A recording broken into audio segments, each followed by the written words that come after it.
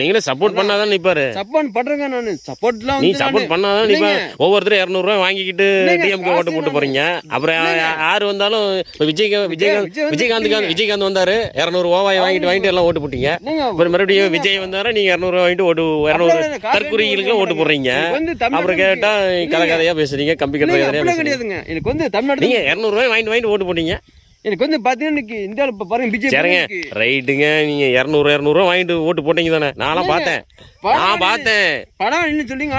எல்லாம் ஒவ்வொரு ஓட்டுக்கு 200 ரூபாய் நடக்கும் தெரியுமா? 21ல ஸ்டாலின் வீடா கொடுத்தாங்க, டிஎம்கே காரங்க கொடுத்தாங்க, நீங்களாம் வாங்குனீங்க, ஓட்டுக்கு வந்து டிஎம்கே போட்டீங்க. நான் பார்த்தேன், ஆதாரம் இருக்குது. நீங்க வந்து விடுறீங்க உடான்ஸ். விஜயகாந்த் வரும்போது அப்படிதான் பண்ணீங்க. விஜயகாந்த் காசு 200 ரூபாய் வாங்கிட்டு தற்குறிகளுக்கு எல்லாம் ஓட்டு போட்டீங்க. இப்ப கேட்டா மறுபடியும் விஜய் வர்றாரு. அது எப்படிங்க காசு வாங்கும் போது நல்லா இருக்குது, அப்புறம் இப்ப கேட்டா அப்படி இப்படிங்கிறீங்க. உங்களுக்கு சரியா நிலவரம் வந்து நிலவரம் என்ன? இப்ப 200 ரூபாய் 400 ரூபாய் கொடுத்தா பரவாயில்லைங்கிறீங்களா? கொஞ்சம் வேற மாதிரி இருக்குது. இப்ப ஒரு 1000 ரூபாய் கொடுத்தா நல்லதுங்கிறீங்களா? ஓ அப்படி சொல்லுவோம் நிலவரம். அது வந்து அப்ப வந்து அந்த காலத்துல 200 ரூபாய், இந்த காலத்துக்கு வந்து 500 ரூபாய் 1000 ரூபாய் கொடுத்தா கொஞ்சம் செலவு பண்றதுக்கு நல்லா இருக்கும் அப்படிங்கிறீங்க. பணத்தை வச்சு பேசுறேன். பாத்தாங்க 2021 பணமா கொடுத்தாங்க, வீடா கொடுத்தாங்க.